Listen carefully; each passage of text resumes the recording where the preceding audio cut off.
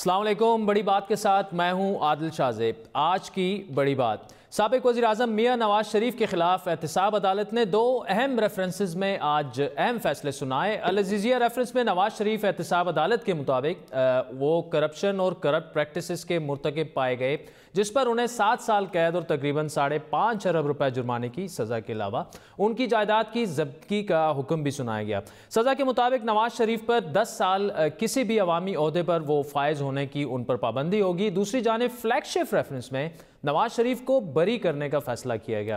एहतसाब अदालत के जज अरशद मलिक के मुताबिक फ्लैगशिप रेफरेंस में केस नहीं बनता, इसलिए नवाज शरीफ को बरी किया जाता है, जबकि अल अज़ीज़िया रेफरेंस में काफ़ी ठोस शवाहिद मौजूद हैं। जबकि नवाज शरीफ इल्ज़ामात के जवाब में मनी ट्रेल फराम नहीं कर सके। समाअत के बाद नवाज शरीफ को गिरफ्तार कर लिया गया और उनकी दरख्वास्त पर अब उन्हें अडियाला जेल की बजाय कोट लखपत जेल लाहौर मुंतकिल किया जाएगा। वाज़ेह रहे कि इससे पहले साबिक़ वज़ीर आज़म नवाज शरीफ को एवनफील्ड रेफरेंस में 10 साल की सज़ा सुनाई गई थी, जिसके बाद इस्लामाबाद हाई कोर्ट ने उनकी दरख्वास्त पर उनकी सज़ा मुअत्तल भी कर दी थी। लेकिन अब जबकि दो मुख्तलिफ केसेस में मियां नवाज शरीफ को अलग अलग सज़ा हो चुकी है, क्या उनको अबूरी रिहाई मिलना मुमकिन है? अहम सवाल है। लेकिन इससे भी अहम सवाल यह है कि अब जबकि मुस्लिम लीग नून के दो बड़े रहनुमा मियां नवाज शरीफ और मियां शहबाज शरीफ जेल में है, क्या मुस्लिम लीग नून को क़यादत के बुरान का सामना हो सकता है? और क्या इस खला को पुर जो है वो मरियम नवाज शरीफ साहिबा करेंगी, जो कि एक तवील खामोशी के बाद आज एक मरतबा फिर सोशल मीडिया पर भरपूर तरीके से मुतहरिक नजर आई? क्या मरियम नवाज की जानिब से सोशल मीडिया पर नजर आने वाले बयानात किसी वाज़ेह तहरीक का पेशखेमा हैं, या ये आवाज़ अभी सिर्फ सोशल मीडिया तक ही महदूद रहेगी? मुस्लिम लीग नून के सीनियर रहनुमा और साबिक़ वज़ीर आज़म शाहिद खाकान अब्बासी ने फैसले के बाद एहतजाज का ऐलान किया है। क्या मरियम नवाज इस एहतजाज की क़यादत करेंगी? बात करेंगे साबिक़ वज़ीर आज़म शाहिद खाकान अब्बासी साहब हमारे साथ स्टूडियो में मौजूद हैं। अब्बासी साहब, thank you so much for joining us. एहतजाज का ऐलान तो आपने कर दिया, फैसले भी आते हैं, उस पर भी बात करेंगे। इसका मतलब ये कि आप एहतसाब अदालत के फैसले को नहीं मानते? हम एहतजाज इस हवाले से है कि हमें ये फैसला कबूल नहीं है, पाकिस्तान के अवाम को कबूल नहीं है। फैसला आ गया, हम उसका एहतराम करते हैं अदालतों का। मियाँ साहब जेल चले गए, लेकिन एहतजाज करना हमारा हक है, हम करेंगे, क्योंकि इस सारे केस की नोयत अगर आप देखें, इसके अंदर कोई हकीकत नहीं है, कोई शख्स इसको मानने को तैयार नहीं है, और ये उन फैसलों का हिस्सा है जिसको ना अवाम मानती है ना तारीख मानती है। लेकिन ये फैसले किए जाते हैं, माजी में भी किए गए, आज भी किया गया, तो एक और तारीख फैसला है पाकिस्तान के लिए। बात बड़ी सीधी है। एक मिल लगी सऊदी अरब में, जब मियां नवाज शरीफ एग्जाइल में थे, कोई पैसा पाकिस्तान से नहीं गया, जा नहीं सकता था, मनी लॉन्ड्रिंग मुशर्रफ साहब की गवर्नमेंट थी, मियां साहब के अकाउंट्स फ्रोजन थे, खुद सऊदी अरब में थे, मिल वहाँ पर लगी, कोई पाकिस्तानी बैंक लोन नहीं है। गवर्नमेंट के मियां साहब ने एक डिफेंस विटनेस प्रोड्यूस नहीं किया, ज़रूरत नहीं थी क्योंकि इल्ज़ाम कोई नहीं था। गवर्नमेंट के प्रोसिक्यूशन विटनेसेस ने कहा कि मियां नवाज शरीफ का इस मिल से कोई ताल्लुक़ नहीं है। उस मिल से जो प्रॉफिट आए वो पाकिस्तान बैंकिंग चैनल से मियां नवाज शरीफ को भेजे गए, ठीक, वो एक खर्चे चलाने के लिए जो भी वहाँ पर था। भाई साहब, इस केस पे तफसीलन गुफ्तगू करते हैं। अल अज़ीज़िया रेफरेंस में सज़ा हुई है, फ्लैगशिप रेफरेंस में सज़ा नहीं हुई, वो बरी हुए हैं। तो क्या आपको दोनों फैसले कबूल नहीं है, या एक कबूल है एक कबूल नहीं है? देखिए, मुझे दोनों कबूल नहीं है, तारीख कबूल नहीं करती। ये फैसले, ये केस बनने नहीं चाहिए थे, अवाम कबूल नहीं करते। आप उसका भी रिव्यू करवा लें। ये 2 दिन की मार है, ये फैसले। फ्लैगशिप का बरकरार रहेगा और ये 2 दिन में ख़त्म हो जाएगा अगर इंसाफ के तकाजे पूरे हों। मैं हमेशा कहता हूँ इन दोनों केसेस में 185 पेशियाँ, ये जो 3 रेफरेंसेस में नवाज शरीफ ने भुगती हैं 1.5 साल के अंदर, 185। भाई साहब, वो पाकिस्तान की 185 पेशियों में तो गए हैं, लेकिन वो अपना दिफा क्यों नहीं कर रहे? अगर आप पे इल्ज़ाम कोई लगा रहा है तो आप कहें ना जी, मैं बिल्कुल बेकसूर हूं, अपने दिफा में कुछ तो कहें ना। आप ये कहा है, ये कहा है, जब आप पे इल्ज़ाम ही कोई नहीं लगा, आप कहते हैं एक मिल है, आप इसके मालिक हैं, किसी कागज में मलकियत नहीं है, किसी जो लोग कर्जा देते हैं वो मालिक को कर्जा देते हैं, कंपनी पर कर्जे भी हैं। प्रोसिक्यूशन विटनेसेस कह रहे हैं कि मियां साहब का ताल्लुक नहीं है, लेकिन वो कहते हैं नहीं, आप ताल्लुक आपका है, आपको हम आपको पता है भाई साहब, तफसीली फैसले में मियाँ साहब का ताल्लुक कैसे इस फाजिल अदालत ने साबित किया। वो ये कह रहे हैं कि जी 2010 से 15 तक हिल मेटल को 99 लाख अमरीकी डॉलर का मुनाफा हुआ और उस 99 लाख में से 79 लाख अमरीकी डॉलर जो हैं वो नवाज शरीफ साहब ने वसूल किए, खुद उसका एतराफ़ वो कर चुके हैं। यानी 88% अगर एक किसी चीज़ का मुनाफा आपके पास आ रहा है तो अदालत कह रही है आप बेनिफिशियल ओनर हैं, ये साबित हुआ इससे।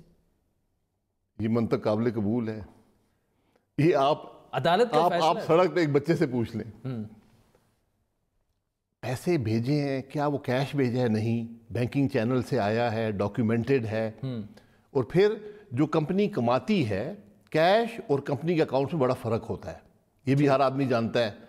सिर्फ नैब के अफसर नहीं जानते और जज नहीं जानते, ये कोई नई बात नहीं है। अगर पैसे, मैं कहता हूँ 100% कैसे पैसे भी भेजें, बल्कि ज़्यादा भेजें, ओनरशिप कहाँ से आई? एक फैमिली है, वो मिल चला रहे हैं, उन्हें खराजात हैं, पाकिस्तान में पैसे भेज दिए। पाकिस्तान के इस वक्त 20 से 22 अरब डॉलर बाहर से आता है, इन्हीं चैनल से आता है। वहाँ के लोग जो कमाते हैं वो 100% भेज देते हैं, बल्कि ज़रूरत हो तो कर्जा लेकर भी अपने वालिदैन को पैसे भेज देते हैं। लेकिन भाई साहब सवाल तो यही उठाया जाता है ना कि अगर तो चले वो हुसैन नवाज की थी वो मिल, लेकिन वो आके बता देते कि जी ये मेरी है, मेरे बैंक स्टेटमेंट्स दे देते, कुछ तो साबित कर लेते, कुछ तो कह देते। देखिए ये उनका फैसला है, वो उनका केस अलहदा है। आपने कन्विक्ट किया है मियाँ नवाज शरीफ को, और वो जो एक करप्ट प्रैक्टिसेस और करप्शन का नाम था जो पिछले अदालत नहीं लिखा नहीं था, वो भी इस दफ़ा लिख दिया, वो चले वो खानापुरी भी हो जाए, हो गई। हुसैन नवाज, हसन नवाज अपने आप को डिफेंड करेंगे, ये उनका फैसला है, वो नहीं आए। अगर मैं हकीकत से कहता हूँ, मैं उनकी जगह होता मैं भी ना आता। अच्छा, उन्होंने दुरुस्त फैसला किया, उन्होंने, ये उनका फैसला है, लेकिन मैं अपनी जगह बात कर रहा हूँ कि जहां पर माहौल ऐसा हो, आपकी प्रोसिक्यूशन हो रही हो, प्रोसिक्यूशन यहाँ नहीं हुई, ये प्रोसिक्यूशन है। मैं इसलिए कहता हूँ प्रोसिक्यूशन है, मुझे कोई केस और बताएं जिसकी 2 पेशियां भी 1 महीने में हुई हों, जिसकी 4 पेशियां साल में हुई हों। यही नैब है ना, यही अदालतें हैं। कोई केस बता दें, 185 पेशियां 1.5 साल में। ये गिले शिकवे तो जरदारी साहब भी कर रहे हैं। ये गिले शिकवे नहीं है, ये हकायक हैं। यहाँ मैं आपको नैब के केस बता रहा हूँ। आप नैब ने अगर अपनी सफाई पेश करनी है, अपने सारे केस अवाम के सामने रख दें। कितनी पेशियां हुई हैं, कितनी पेशियां हुई हैं लोगों की। यहाँ पर 2-2 अरब रुपया कैश बरामद हुआ, गाड़ियों के बम्परों में पैसे थे, उनकी कोई पेशी नहीं हुई, आराम से घर बैठे हुए हैं। अब भाई साहब एक चीज़ की समझ नहीं आती, वो अदालतों पर एतमाद है, हम जाएंगे सब कुछ करेंगे, लेकिन जब आप पर इल्ज़ाम लगता है, मैं इसलिए ये रिपीट कर रहा हूँ कि समझना चाहता हूँ कि नवाज शरीफ साहब क्यों अपने दिफा में उन्होंने कुछ पेश करने की ज़रूरत ही नहीं समझी। भाई क्या उनको पता था कि जो भी वो करेंगे सज़ा उनको हो? ये तो उनको पता था, ये तो हमें भी पता था। अच्छा, ये तो पाकिस्तान का हर बच्चा जानता है कि सज़ा हमने देनी थी, तरीका ढूंढना था, सज़ा हमने दे दी, बात ख़त्म हो गई। तो वो तरीका ही आपने, वो लूप होल्स ही ना छोड़ते ना। क्या आप विटनेस प्रोड्यूस करते जिस चीज़ से आपका ताल्लुक नहीं है? मैं कहूँ कि ये चाय की प्याली आपकी है, पड़ी हुई मेरे पास है, आपने पी नहीं है, आप वहाँ बैठे हुए हैं, आपके पास पहुँच नहीं है, आप क्या विटनेस प्रोड्यूस करेंगे? किसको विटनेस प्रोड्यूस करेंगे? लेकिन जो वो कंट्रडिक्शन की बात करते हैं कि नवाज शरीफ साहब ने कौमी असम्बली में एक बयान दिया, यहाँ आके कुछ और कह रहे हैं, फिर वो कह रहे हैं कि जी इस कार्रवाई में कौमी असम्बली की वो स्पीच को शामिल ना किया जाए, तो उससे भी कुछ थोड़ा वजन है उनकी बात में। जो जज होता है वो उन चीज़ों को देखता है जो अदालत में उसके सामने पेश होती हैं। मैं बाहर जो मर्जी कहता रहूँ, उसका उससे कोई ताल्लुक नहीं है। और वैसे भी जो पार्लियामेंट स्पीच हुई या जो कतरी खात था, उसका इस केस से कोई ताल्लुक नहीं है। Sir floor of the house पे अगर मियाँ साहब एक बात कर रहे हैं, फ्लोर ऑफ द हाउस तो वैसे ही प्रोटेक्शन हासिल है। मैं देखें, अच्छा, उसको जज एडमिसिबल एविडेंस वो नहीं होता। अदालत में कानून के तकाजे पूरे किए जाते हैं, कानून शहादत के तकाजे पूरे किए जाते हैं। अगर प्रोसिक्यूशन लाती और वो एडमिट करती, हाँ जी ये हमारी डॉक्यूमेंटेड, ये इस शख्स ने ये कहा है पार्लियामेंट में, हम इसको डॉक्यूमेंटेड, ये मोहर लगी हुई है स्पीकर की, ये असेंबली का रिकॉर्ड है, आके दिखाती, तो जज फिर देखता कि मैं एडमिट कर सकता हूँ, नहीं कर सकता। वो नहीं कर सकता क्योंकि पार्लियामेंट्री इम्यूनिटी होती है, जो आप फ्लोर पर कहें। जो मियां नवाज ने फ्लोर पे कहा वो डिफरेंट कॉन्टेक्स्ट में बात की थी, उसके इस केस से तो बिल्कुल कोई ताल्लुक नहीं है। अच्छा, अब भाई साहब, मरियम नवाज साहिबा क्या वो लीड करेंगी अगर तो आप आ जाते हैं सड़कों पर एहतजाज करें या जो भी उनकी है मूवमेंट, या वही जो नवाज शरीफ साहब एक कमेटी बना के गए हैं वो पार्टी के मामला देखेगी आगे? देखिए, सड़कों पर हमारा कोई एहतजाज का प्रोग्राम नहीं है। अच्छा। हमने वो एक आखिरी रिजॉर्ट होती है, आखिरी चीज़ होती है। हमारे पास पार्लियामेंट का फोरम है, हमारे पास एक पॉलिटिकल फोरम मौजूद है। मैं आपके पास बैठा हूँ, पाकिस्तान के अवाम की अदालत में बैठा हूँ, मैं बात कर रहा हूँ, मैं उसको डिफेंड कर रहा हूँ, और ये हकायक अवाम के सामने आएंगे। ये चीज़ें कोई ढकी छुपी नहीं है। जो हशर इस्लामाबाद हाई कोर्ट ने पिछली जजमेंट का किया वो भी आपके सामने है। वैसे उस पे तो चीफ जस्टिस साहब ने फिर रिमार्क्स भी दिए, जो आप देखिए, रिमार्क्स की और बात होती है, फैसला तो इस्लामाबाद हाई कोर्ट ने करना है। इसके भी जो होगा वो भी आप देख लेंगे। और आज से 20 साल बाद, 15 साल बाद जब ये हकायक सामने आएंगे, जजमेंट क्या थी, क्यों हुई, तो उसकी भी असरात आपके सामने आएंगे। हकीकत ये है, इन चीज़ों का हकायक से कोई ताल्लुक नहीं है। जरदारी साहब के साथ जो कुछ हो रहा है, JIT की रिपोर्ट आई, क्या आपके ख्याल में वो भी इसी तरह बनाई गई है या उसमें कुछ हकायक हैं? बड़े सुनने में आ रहा है डिवास्टेटिंग तहलका खेज इंकशाफात उसमें। जी, वो लीक हो गई है, आज पाकिस्तान के बच्चे के पास है। अब ये देखना पड़ेगा कि क्या वो प्रोसिक्यूटेबल है, क्या वो एविडेंस के तौर पे शामिल हो सकती है, क्या प्रूफ इतना है कि प्रोसिक्यूशन हो सके। अगर हो सके तो फिर क्या होगा? देखिए, मैं यही कह रहा हूँ ना कि आपने ये काम करके, जिस तरह इस केस को, इन केसेस को हैंडल किया गया, इन 3 रेफरेंसेस को 185 पेशियां करके, और करप्शन का इल्ज़ाम एक भी नहीं लगा।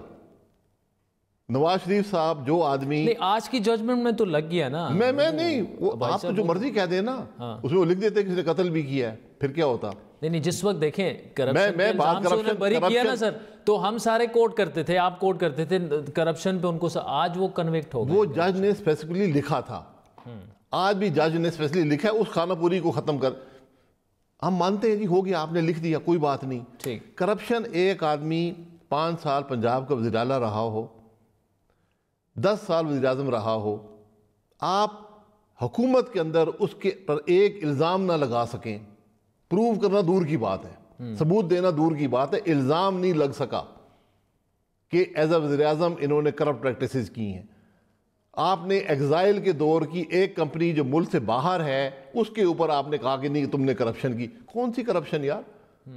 अच्छा, भाई साहब, अभी क्या होने जा रहा है पॉलिटिकल, जो आप किस तरफ देख रहे हैं? जरदारी साहब अगर अरेस्ट हो जाते हैं, चीज़ें उनके गिर्द भी अगर घेरा तंग हो जाता है, क्योंकि मैंने खुद वो रिपोर्ट पढ़ी है, तो अगर तो अभी तो उसकी समाअत होनी है, अब तो किसी ने अभी तक सबूत नहीं देखे, लेकिन अगर इस तरह से मामलात हो जाते हैं, उन्हें भी कैद हो जाती है, वो हो जाती है, पीपल्स पार्टी और मुस्लिम लीग नून को आप इकट्ठा होता देख रहे हैं या मुश्किल है फिर भी? देखिए, हम किसी को बचाने के लिए इकट्ठे नहीं होंगे। हम बिल्कुल ये तासुर पाकिस्तान के अवाम को नहीं देना चाहते कि हम एहतसाब से बचना चाहते हैं। ठीक। लेकिन आज जो कुछ हो चुका है, इसने एहतसाब, जो सो कॉल्ड एहतसाब है, उस अमल को भी मशकूक कर दिया है। एहतसाब हमारे मुल्क के वज़ीर-ए-आज़म कहते हैं, उनके वज़ीर कहते हैं हम कर रहे हैं। पहले ये कहा, फिर कहा कि नहीं, हमारा कोई ताल्लुक नहीं है, फिर कहा कि हमने एक पकड़ लिया, अब दूसरे को पकड़ेंगे, फिर तीसरे को पकड़ेंगे, 50 को पकड़ेंगे, छोड़ेंगे नहीं। फिर वज़ीर साहब ने खुद कहा मुझसे NRO मांगा गया। फिर एक वज़ीर साहब हैं, मुराद सईद साहब, जी माशाल्लाह, वो असेंबली में खड़े हुए, उन्होंने कहा कि मुझसे 8 आदमी NRO मांग रहे थे, और एक मजाक बन गया है पाकिस्तान में। पहली बात यह है कि ये वज़ीर और वज़ीर-ए-आज़म मशवरा कर लें कि NRO होता क्या है, क्या इनको NRO देने का इख्तियार है? अगर मैंने एक जुर्म किया है, क्या इमरान खान और ये वज़ीर साहब को ये इख्तियार हासिल है कि वो मुझे माफ़ कर दें? वैसे पहले हो चुका है ना भाई साहब, वो आमरीत में हुआ था। आमरीत में एक आमिर था जो फौज तो आप मान रहे हैं कि अभी जमहूरियत है फुल फ्लेज?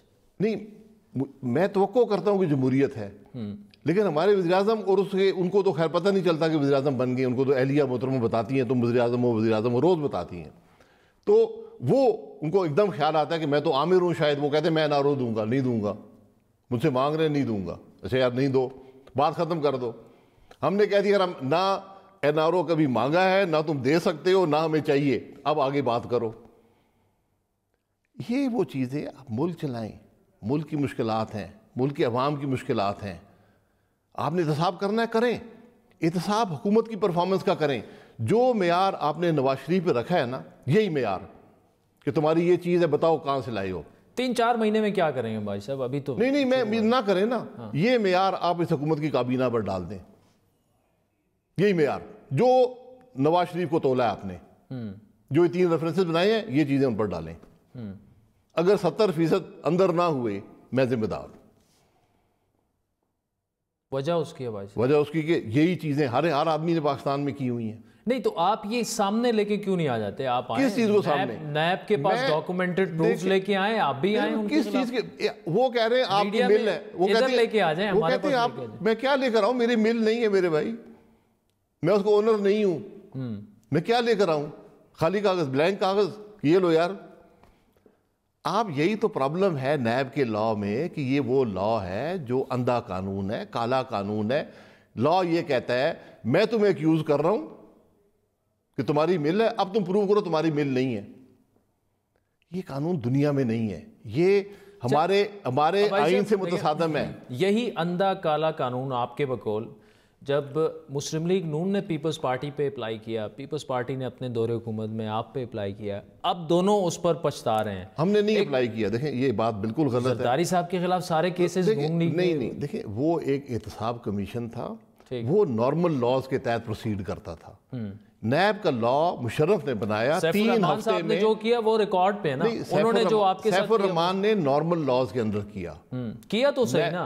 पॉलिटिकल एहतसाब का था। हमने 12 माफी मांगी है, हमसे गलती हो गई, एहतसाब होना चाहिए। लेकिन जो नैब बना, ये पॉलिटिशियंस को दबाने के लिए, उनकी लॉयल्टीज बदलने के लिए बनाया गया था और बड़ा कामयाब रहा। मुस्लिम लीग नून को तोड़ दिया गया। पीपल्स पार्टी के लोग इलेक्ट हुए, उनकी लॉयल्टीज बदली गई, उनको पेट्रियट का नाम दिया गया। हम तारीख भूल जाते हैं नैब का लॉ इस्तेमाल करके। ठीक, आज भी उसी काम के लिए इस्तेमाल हो रहा है। अब आयशा आखिरी सवाल आपसे, मरियम नवाज साहिबा सामने कब आ रही हैं, लीड कब करेंगी फ्रंट से? जिस तरह कहा जाता है कि वो अब या तो कोई डील शील हो गई है, वो थोड़ा सा साइड पे रहना चाह रही हैं, कोई हकीकत है उसमें? हमें हर चीज़ में डील नज़र आती है। नून लीग डील्स नहीं करती। मैं बात बड़ी सीधी करूँगा, मरियम नवाज साहिबा ना कभी सरकारी ओहदा रखा है, ना कभी पार्टी का ओहदा रखा है। उन्होंने अपनी जगह पार्टी वर्कर के अंदर, पार्टी की लीडरशिप में मेहनत करके, कुर्बानियाँ देकर बनाई है।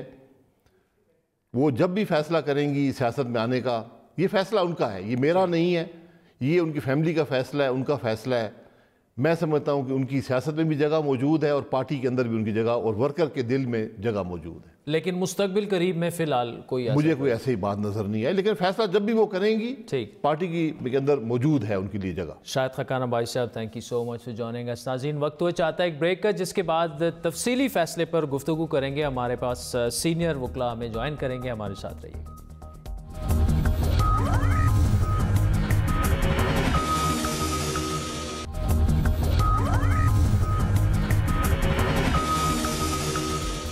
वेलकम बैक नाज़रीन। एहतसाब अदालत ने नवाज शरीफ को 7 साल कैद की सज़ा क्यों सुनाई, क्या इल्ज़ाम था और अदालत ने कतरी शहजादे के ख़त पर क्या मौक़िफ़ अपनाया? एहतसाब अदालत के जज अरशद मलिक की जानिब से तहरीर किए गए 131 सफ़हात पर मुश्तमिल फ़ैसले में ये लिखा गया है कि नवाज शरीफ ही हिल मेटल और अल अजीज़िया के मालिक थे, जबकि हुसैन नवाज बेनामीदार मालिक थे। अदालत के मुताबिक नवाज शरीफ पर इल्ज़ाम था कि उन्होंने हुसैन नवाज और हिल मेटल से जनवरी 2010 से जून 2017 के दरमियान 1187 अरब रुपए से ज़्यादा की रकम वसूल की।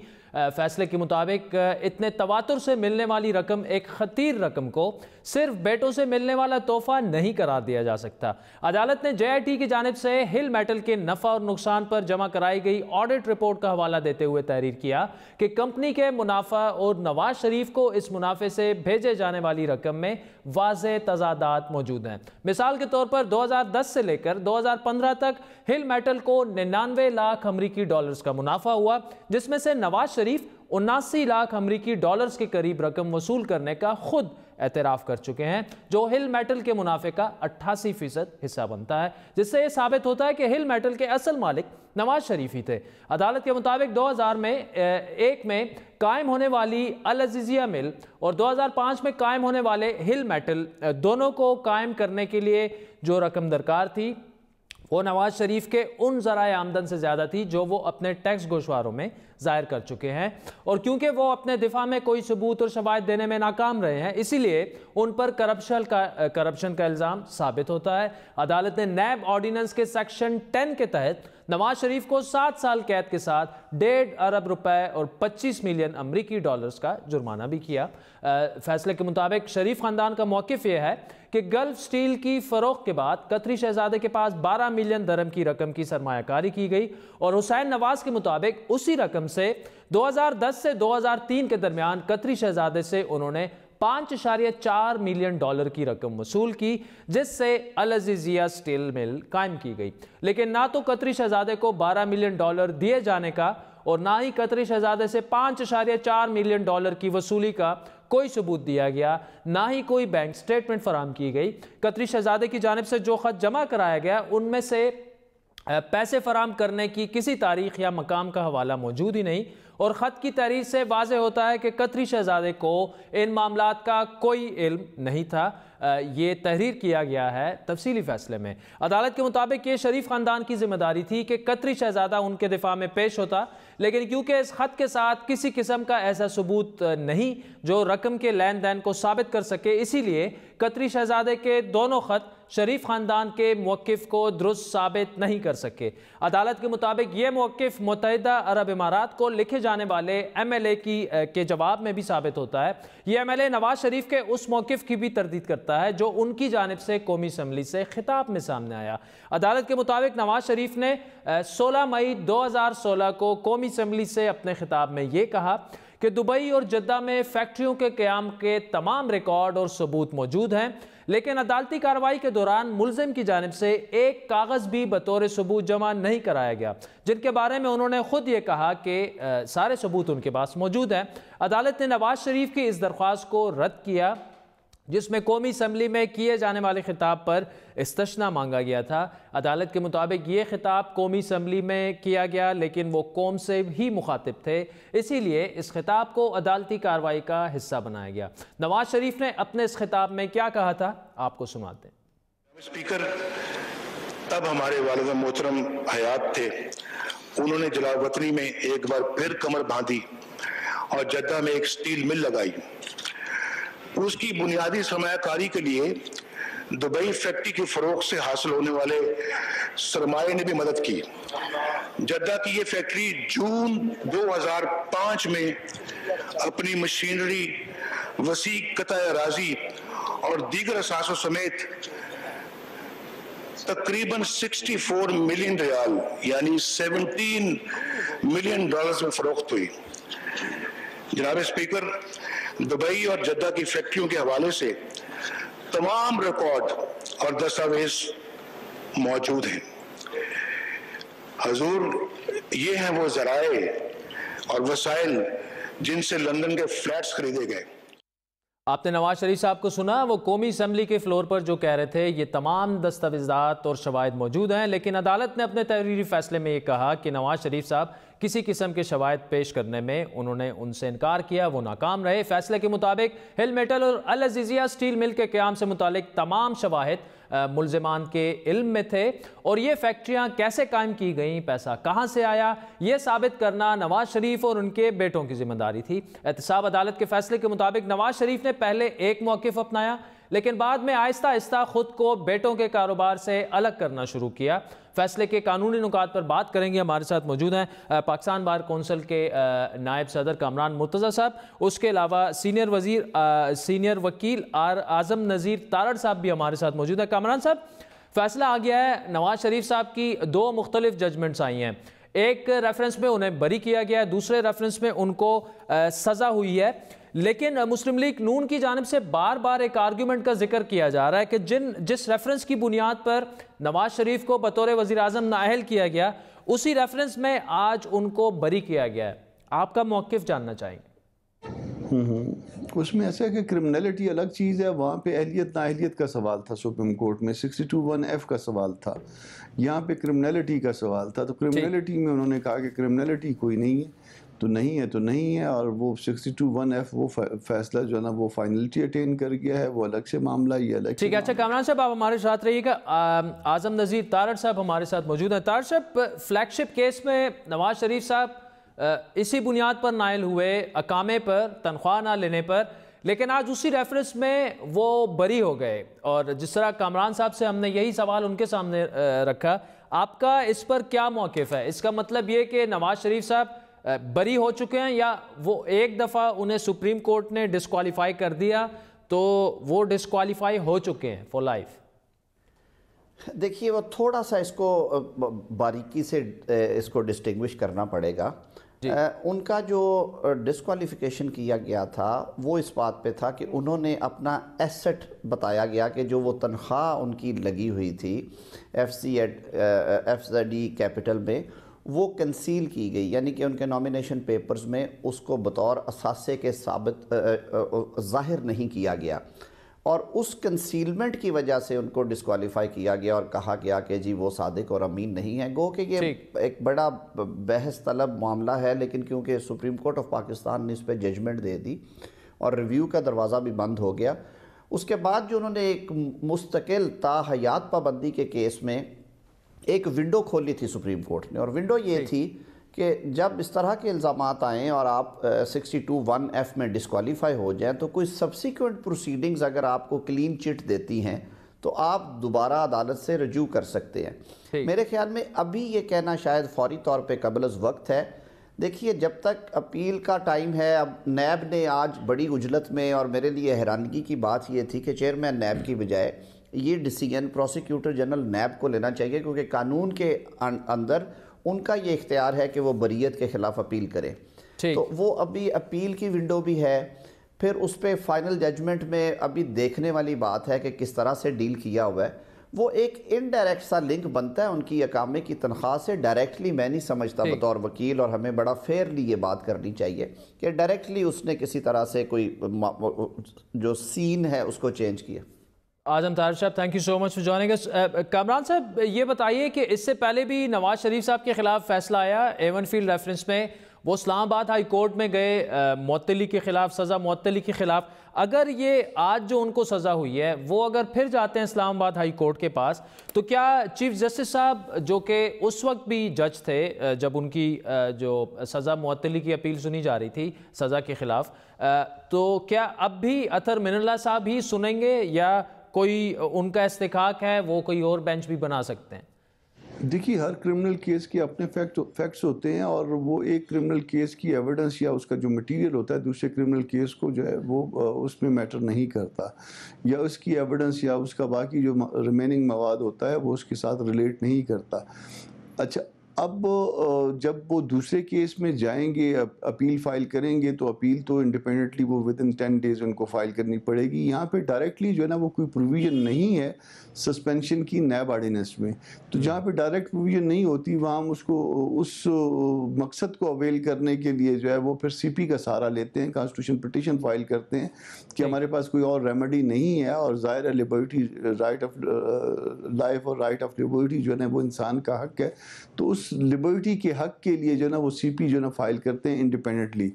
अपील उनको 10 दिन में फ़ाइल करनी है, ये उसके बाद भी फाइल कर सकते हैं, इसके लिए कोई टाइम नहीं है।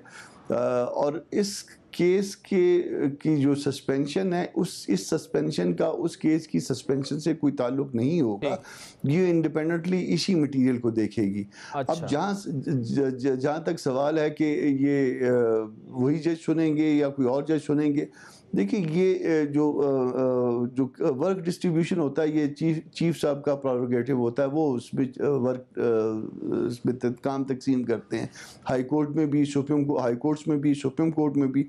तो यहाँ पे भी जब उस वक्त तो अनवर साहब चीफ जस्टिस थे, अनवर कासी साहब, इस वक्त जो है वो अतर मिनल्ला साहब खुद चीफ जस्टिस हैं, जो उस बेंच के एक माज़ूर रुकन थे। तो अब वो अपने पास भी रख सकते हैं, किसी और के पास भी ट्रांसफ़र कर सकते हैं, मगर ये इस्तकाक जो है वो चीफ जस्टिस क्या है कि वो किस बेंच को मार कर दे, वो केस अपने पास रखे या कामरान मुदल साहब आप हमारे साथ रहिएगा। नाज़रीन वक्त हुआ चाहता है एक ब्रेक का, जिसके बाद बात करेंगे मेगा मनी लॉन्ड्रिंग या जाली अकाउंट्स केस में आज जो JIT की रिपोर्ट पेश की गई उस पर समाअत हुई, खासे बताया जा रहा है तहलका खेज इंकशाफात हैं। हमारे साथ रहिएगा, तफसीली बात करेंगे।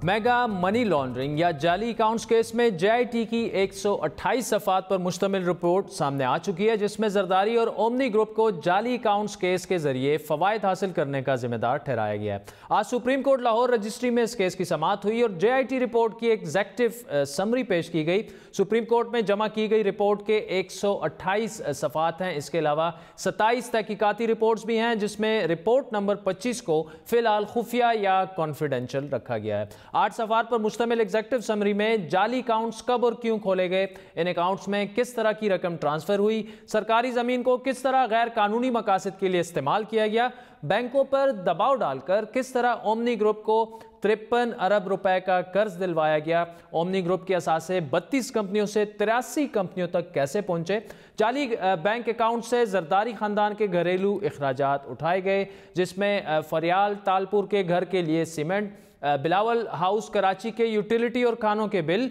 बुलेट प्रूफ गाड़ियों के बिल, इसके अलावा बड़े साहब और फरियाल तालपुर को ओमनी ग्रुप से दी गई रकूम की तफसीलात शामिल हैं। इसी समरी में कर्जों की अदायगी में हेर फेर और मनी लॉन्ड्रिंग में उस वक्त के वजीर ख़जाना और मौजूदा वजीर आला सिंध मुराद अली शाह और सिंध हुकूमत के खिलाफ भी संगीन इंकशाफात किए गए हैं। इस रिपोर्ट में ऑफशोर कंपनियों और बैरून मुल्क असासों के हवाले से भी इंकशाफात और सबूतों का जिक्र किया गया है। इस समरी के आखिर में सिफारिशात भी की गई हैं, जिसके मुताबिक आसिफ जरदारी और फरियाल तालपुर ने ओमनी ग्रुप को इस्तेमाल करते हुए बैंक्स, इसके अलावा रेगुलेटर्स पर दबाव डाला और सिंध हुकूमत के इख्तियारात का गैर कानूनी और गलत इस्तेमाल किया। JIT के बकौल इस रिपोर्ट में सामने आने वाले इंकशाफात टिप ऑफ द आइसबर्ग हैं और इस रिपोर्ट की रोशनी में JIT ने असासे मुंजबिद करने के अलावा 16 नैब रेफरेंसेस भी दायर करने की सिफारिश की है। ये रिपोर्ट सामने आने के बाद सुप्रीम कोर्ट ने जरदारी, ओमनी ग्रुप और बैरियर टाउन ग्रुप की ज़ेर तफ्तीश जो जायदादें हैं उनको मुंजमद करने का हुक्म दिया। इसके अलावा चीफ जस्टिस ने आसिफ अली जरदारी के वकील फारूक एच नाइक से कहा कि अरबों रुपए के खांचे हैं, माफ नहीं करेंगे। अदालत ने साबिक सदर आसिफ अली जरदारी, बैरियर टाउन के चेयरमैन मलिक रियाज और जैन मलिक को नोटिस जारी किए। FIA ने इन अफराद का नाम ECL में डालने का कहा तो चीफ जस्टिस ने वजारत दाखिला से रुजू करने का हुक्म दिया। JIT रिपोर्ट में बताया गया है कि जाली बैंक अकाउंट से आसिफ अली जरदारी के जाती अखराजात की अदायगियां हुई। रिपोर्ट के मुताबिक 1 करोड़ 20 लाख से 1 करोड़ 25 लाख का खर्च भी जाली बैंक अकाउंट से अदा हुआ।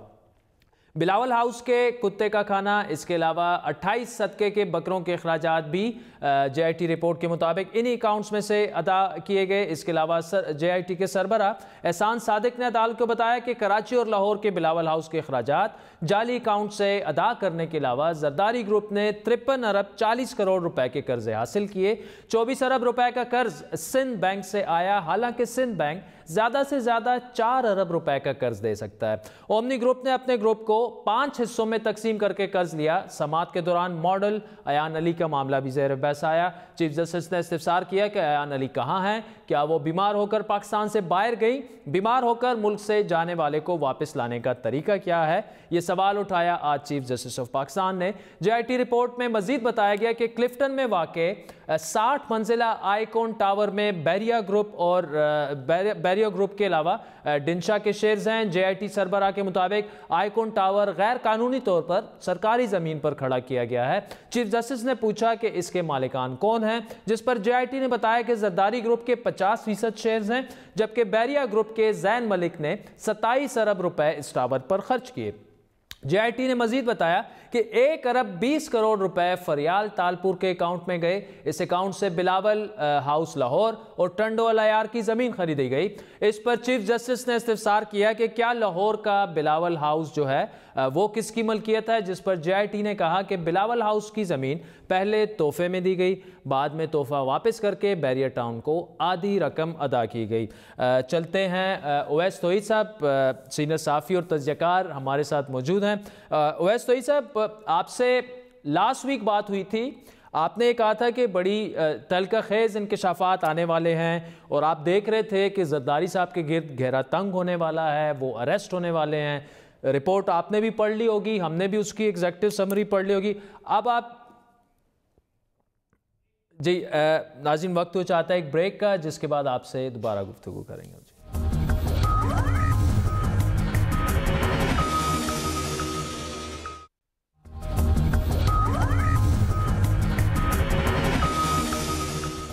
वेलकम बैक नाज़रीन, हमारे साथ मौजूद है सीनियर साफ़ी और तजज़ियाकार ओवैस तोहीद साहब। ओवैस तोहीद साहब, ब्रेक से पहले मैंने आपसे क्वेश्चन किया लेकिन दरमियान में राब्ता वो हो गया था, वही मैं दोहरा देता हूँ कि आपसे 1 वीक पहले मेरी प्रोग्राम में बात हो रही थी। आपने कहा था तहलका खेज़ इंकशाफात सामने आने वाले हैं, जरदारी साहब के गिर्द घेरा तंग होने वाला है। अब वो रिपोर्ट आ गई, आपने आज के रिमार्क्स भी देख लिए होंगे, रिपोर्ट भी, एग्जेक्टिव समरी भी आपके सामने होगी। क्या समझते हैं, क्या अब एक्सपेक्टेड है, अब भी आप समझते हैं कि जरदारी साहब किसी भी वक्त अरेस्ट हो सकते हैं? शायद देखिए, मैं समझता हूँ कि जरदारी साहब बहुत ही ज़्यादा मुश्किल में हैं। उनकी हमशीरा फरियाल तालपुर साहिबा भी, फरियाल तालपुर साहिबा के इर्द गिर्द लोगों का मानना है कि बहुत ज़्यादा घबराई हुई हैं, बहुत ज़्यादा परेशानी का बाइस है। और इसी वजह से आज आप देखिए कि इन यूनिसॉन सारे लीडर्स बैठे हुए थे, सेंट्रल लीडर्स, और वो प्रेस कॉन्फ्रेंस कर रहे थे और उन्होंने डिफेंड करने की कोशिश की। लेकिन साथ साथ में जो ख़बरें आ रही हैं वो साबिक़ वज़ीर आला सिंध हुकूमत क़ायम अली शाह साहब और इस वक्त के जो हाजिर वज़ीर आला हैं मुराद अली शाह साहब, उनकी भी इसमें मुबैना तौर पर इन्वॉल्वमेंट सामने आ रही है। तो इसका मतलब यह है कि जो सिंध का एक केस जो प्लीड करना था इस दफ़ा कि जी सिंध के अंदर हमने एक ऐसी गवर्नेंस करनी है, माजी की जो कोई करप्शन की कोई इल्ज़ामात थे उसको ख़त्म करना है, वो कहीं ना कहीं धरे का धरा रह जाएगा। तो प्रॉब्लम्स बहुत ज़्यादा हैं। मैं समझता हूँ कि आने वाले दिनों के अंदर बिल्कुल गिरफ्तारी हो सकती है, लेकिन 27 दिसंबर से पहले मैं एक्सपेक्ट नहीं कर रहा, क्योंकि 27 दिसंबर को बीबी शहीद की बरसी है गड़ी खुदाबख्श के अंदर। अगर उससे पहले अरेस्ट होती है तो वहाँ पे आसफा भी होंगी, वहाँ पे सनम भुट्टो भी होंगी, सामने जो है कब्रें हैं जुल्फ़िकार अली भुट्टो साहब की, शाहनवाज की, मुर्तज़ा भुट्टो साहब की, बीवी शहीद की। तो मैं नहीं समझता कि इस्टेब्लिशमेंट या वफाकी हुकूमत या वफाकी इदारे इस तरह की कोई बात करेंगे। और दूसरी तरफ शायद जो लगता ही है कि अगर पीपल्स पार्टी इतनी मुश्किलात के अंदर है, मुझे ऐसा लगता है कि उसके अंदर एक ब्लेसिंग इन डिस्गाइज भी, अगर जरदारी साहब की पॉलिटिक्स जो है वो यहाँ हटती है पीपल्स पार्टी से, in my opinion PPP will flourish under Bilawal. अगर बिलावल को कोई वैसे तो सर वो आपकी बात ठीक है। काफी सारे एनालिस्ट जी ठीक, काफी सारे एनालिस्ट जो है वो इस थ्योरी को बाय करते हैं, लेकिन पीपल्स पार्टी के अंदर एक बात ये भी कही जा रही है कि जी जरदारी साहब और वो तो ऑलरेडी उनको टारगेट किया जा रहा है, लेकिन असल निशाना जो है वो बिलावल ही हैं और बिलावल के साथ जो है ये चीज़ें उस तरफ लेके चला जा रहा है कि बिलावल जो है वो साइड पे हो जाए, साइड लाइन कर दिया जाए उसको भी। नहीं, मेरा ख्याल दूसरा है आदिल। मैं समझता हूँ कैमरे के सामने लीडर्स की कहानी कुछ और कैमरे के पीछे कुछ और। मैं नहीं समझता कि जरदारी साहब के लिए लोग जेल भरो तहरीक शुरू करेंगे और अनवर मजीद के साथ जो है सेल में रहना पसंद करेंगे। वो मामला मैं समझता हूँ कि बिलावल को अभी भी इस्टेब्लिशमेंट के अंदर एक एक्सेप्टेंस है। बिलावल की मैच्योर्ड जो कैंपेनिंग थी इलेक्शंस के अंदर वो भी लोगों के सामने है। I think he has matured in the last year और सो। मैं समझता हूं कि उनकी पॉलिटिक्स को देखिए, 2015 में मैं बिल्कुल आपको सही बता रहा हूं, 2015 में दुबई के अंदर मुलाकात हुई जिसमें नदीम अफजल चंद, एतजाज अहसन, ये सब लोग थे, कायरा साहब भी थे। नदीम अफजल चंद और एतजाज अहसन साहब ने वहाँ पर ये कहा जरदारी साहब को कि आप जो है प्लीज़ पार्टी से अलग हो जाएं वरना पंजाब के अंदर हमारा सफाया हो जाएगा। नहीं माने जरदारी साहब। ये जो दो हेड्स वाली पार्टी है, ये मेरे ख्याल में पीपल्स पार्टी को मसला करेगी। लेकिन दूसरी तरफ नवाज शरीफ साहब जेल में गए हैं और अगर मरियम नहीं कूदती, जिनके ऊपर भी नंगी तलवार है एवन फील्ड्स प्रॉपर्टीज केस की, वहाँ पर मुझे लगता है कि it will be different case और वहाँ पर एक लीडरशिप क्राइसिस मुझे नज़र आएगा। आदिल शाह साहब, शहबाज शरीफ साहब नैब की कस्टडी में हैं, वो आने वाले दिनों के अंदर लगता है कि बाहर चले जाएंगे ट्रीटमेंट के लिए। हमजा शहबाज में वो करंट नहीं है। मरियम है जिनकी खामोशी बिलाखिर टूटी है, पुरअसरार खामोशी, और अगर वो एक्टिव कर पॉलिटिक्स में हिस्सा लेती हैं तो फिर नून लीग के अंदर कुछ अच्छा। वैसे तो इसे बात शायद खाकान अब्बासी साहब से भी हमने पूछा कि जी मरियम नवाज साहिबा जो हैं, क्या हम एक्सपेक्ट कर सकते हैं कि आने वाले वक्तों में वो लीड करेंगी? क्योंकि अब तो आज देखें ना, आज भी फ्रंट फुट पे जो लीडरशिप आपकी नज़र आई, शायद खाकान अब्बासी साहब थे या मुसद्दिक मलिक साहब थे, 2-3 और लोग थे। मरियम नवाज साहिबा आज भी ट्विटर तक ही वो रिस्ट्रिक्टेड नज़र आई और उनके जवाब से भी मुझे यही लग रहा था कि शायद अभी मरियम साहिबा जो हैं वो फ़िलहाल सामने नहीं आएंगी। तो इसका क्या मतलब लिया जाए? मेरी भी देखिए, मेरे प्रोग्राम में भी शाहिद खाकान अब्बासी साहब से बात हुई और मोरलेस जो आपके प्रोग्राम में बात की वही बात कर रहे थे, लेकिन दबे अल्फाज के अंदर कहीं ना कहीं थी कि उनकी कुर्बानियाँ हैं और वो पार्टी के अंदर उनकी एक्सेप्टेंस है और वो एक बहुत ही वाइब्रेंट लीडर हैं। ये भी उन्होंने कलमात अदा किए। तो मैं समझता हूँ कि कहीं ना कहीं है, लेकिन ये मूव उनके पास है, इसके अलावा उनके पास चारा नहीं है। लेकिन जो मजबूरी है वो मजबूरी है कि एवन फील्ड्स प्रॉपर्टीज़ केस के अंदर, जिसके अंदर मरियम नवाज साहिबा का नाम है, एक्यूज्ड हैं, टेम्पररी रिलीफ पर हैं इस्लामाबाद हाई कोर्ट से, अगर supreme court lords will depend कि सुप्रीम कोर्ट में अगर वो सेट असाइड हो जाता है इस्लामाबाद हाई कोर्ट का डिसीजन, फिर तो मुसीबतों पर मुसीबतें, मरियम नवाज साहिबा भी जेल जा सकती हैं। लेकिन मुस्तकबिल मैं समझता हूँ शरीफ ख़ानदान की सियासत का या नून लीग की सियासी बका का बहुत कुछ डिपेंड कर रहा है मरियम नवाज साहिबा का। लेकिन मरियम नवाज साहिब का बयानिया शहबाज शरीफ और उनके हम ख्याल नून लीग के जो रहनुमा हैं उनको चुभता है, और ख़ुद मरियम नवाज साहिबा भी देख रही हैं कि उनका केस का डिसीजन किया आता है, उनको क्लीन चिट मिलती है नहीं मिलती, तो बहुत सारा डिपेंड कर रहा है। लेकिन नून लीग मुझे बहुत ज़्यादा मसाइल में लग रही है बनस्बत पाकिस्तान पीपल्स पार्टी के। ठीक है वैसे तो सब ये जो अभी सियासी जिस तरफ चीज़ें जा रही हैं, एक नुक्ता नज़र ये भी है कि नवाज शरीफ साहब जेल चले गए, अगर जरदारी साहब पकड़े जाते हैं, वो भी सेंटेंस हो जाते हैं, एक सियासी खिलाफ पैदा हो जाएगा जो पाकिस्तान तहरीक इंसाफ के लिए, उससे मुश्किलात जो हैं वो मज़ीद बढ़ेंगी। आप एग्री करते हैं इससे? फिर कोई सियासी दुश्मन नहीं होगा, फिर कोई एहतसाब के नारे के लिए कोई हदफ नहीं होगा। यही पूरी 11 साल के साथ जो एक लंबी एक हिज़्ब इख्तिलाफ की पूरी उन्होंने एक मुहिम जोई की है इमरान खान साहब की तहरीक इंसाफ ने, करप्शन के नाम पे, एहतसाब के नाम पे। तो अगर ये दोनों जेल में चले गए तो फिर वो किसको टारगेट बनाएंगे?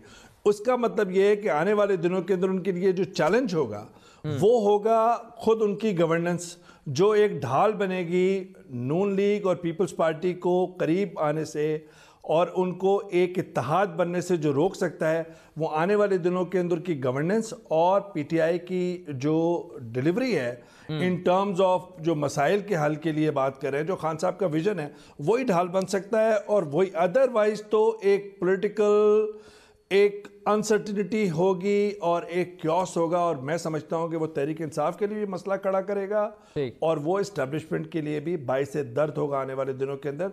क्योंकि आज भी ये 2 केस है, एक केस के अंदर सज़ा, दूसरे केस में बरियत। आने वाले दिनों के अंदर काफ़ी कानूनी चर्चा होगा इस बरियत के मामले पे कि वो बरियत जो है वो नैब की नाअहली है या उसकी प्रोसिक्यूशन के अंदर खिला है। और आने वाले दिनों के अंदर इसी को हम देखेंगे कि कानूनी चाराजोई जो होगी इसी नुक्ते के गिर्द घूमेगी। तो बहुत कुछ अनफोल्ड रहना है। सियासी दर्जा हरारत तेज़ है और जरदारी साहब और उनकी जो किस्मत का हाल है नवाज शरीफ साहब की सियासी, वो काफ़ी जिस तरह मुश्किलात का शिकार है, उसके लिए तो कोई जोशी भी जो है वो चाहिए, और वो भी मेरे ख्याल में कन्फ्यूजन का शिकार ही रहेगा आने वाले दिनों के अंदर। ओवैस तोईद साहब, thank you so much for joining us. नाज़रीन, आखिर में चलते हैं कामरान मुर्तज़ा साहब की तरफ। कामरान साहब, आपका लीगल ओपिनियन उस पर लेना चाहेंगे। JIT की रिपोर्ट पेश हुई, उस पर समाअत भी हो गई, काफ़ी संगीन इल्ज़ामात लगाए गए हैं हुकूमत सिंध पर, मनी लॉन्ड्रिंग के, फिर ओमनी ग्रुप जरदारी और बैरियर टाउन ग्रुप का जो है एक ट्रायका दिखाया गया है। लेकिन साथ में दावा तो ये है कि उनके पास सबूत हैं, लेकिन ये चीज़ें काफ़ी डेवेस्टेटिंग हैं पीपल्स पार्टी के लिए भी, ओमनी ग्रुप के लिए भी, बैरियर टाउन के लिए भी। आगे जाकर क्या आप समझते हैं कि जरदारी साहब के लिए या बैरियर टाउन के लिए ये प्रॉब्लम्स मज़ीद बढ़ेगा? देखिए, JIT की रिपोर्ट को आप इस तरह से समझ लीजिए कि JIT जो है ना जॉइंट इन्वेस्टिगेशन टीम है, यानी एक से ज़्यादा तफ्तीशी हैं। वो आम केसेस में एक तफ्तीश कार होता है, एक तफ्तीश करने वाला होता है, और यहाँ जब बाज़ स्पेशल केसेस होते हैं उसमें जॉइंट इन्वेस्टिगेशन टीम बना देते हैं और उसमें मुख्तलिफ अदारों से लोग ले लेते हैं, मुख्तलिफ एक्सपर्ट्स ले लेते हैं। अब इसकी रिपोर्ट को अगर आप देखेंगे तो रिपोर्ट तो एक रिपोर्ट है, उसमें कुछ भी लिखा जा सकता है, उसमें फार भी लिखा जा सकता है, उसमें अगेंस्ट भी लिखा जा सकता है। इसको आप उसी शक्ल में देख लीजिए जैसे किसी केस में, आम केस में चालान होता है और चालान में जो है ना वो मटेरियल जो है ना वो उसमें लिख दिया जाता है और नीचे जो है ना वो एक कॉलम बना देते हैं कि जिन डॉक्यूमेंट पर रिलाई करते हैं उसको मेंशन कर दिया जाता है। ये आप इसको ओपिनियन समझ लीजिए इन्वेस्टिगेशन की टीम का। अब वो ओपिनियन जो है वो कोर्ट के ऊपर बाइंडिंग नहीं है, मगर अगर मटेरियल है, अगर ये मटेरियल जो है। ठीक है कामरान मुर्तज़ा साहब, thank you so much for joining us. नाज़रीन, आज के प्रोग्राम पर आपके फीडबैक के मुंतज़िर रहेंगे। हमारा ट्विटर हैंडल है @बड़ी बात। मुझे मेरी टीम समेत इजाज़त दीजिए। खुदा हाफ़िज़।